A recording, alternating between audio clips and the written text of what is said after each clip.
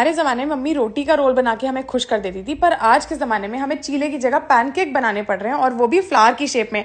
पर ये उतना भी मुश्किल नहीं है। मैंने सूजी और पोहे का बैटर बनाया है, जिसके लिए मैंने दूध यूज़ किया है। आप चाहो तो दही भी यूज़ कर सकते हो। और मैंने पोहे को धो के ग्राइंड करके यूज़ किया है। उसके बाद इसको मैंने 2 पार्ट्स में डिवाइड कर लिया। सीजनिंग में सिर्फ नमक यूज़ किया है, और पिंक कलर के लिए मैंने यहाँ पे ग्रेट किया हुआ बीटरूट यूज़ किया है।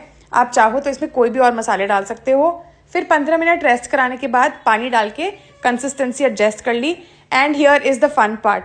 तवे पे सेंटर में एक वाइट ड्रॉप और उसके साइड में मैंने पिंक ड्रॉप्स बनाई थी। अभी आपकी क्रिएटिविटी पे है कि आप कितना सुंदर फ्लावर बनाते हो। मेरा तो ठीक ही लग रहा था और बच्चे बहुत खुश हो गए थे। So you have to try this and let me know how your babies react to the flower.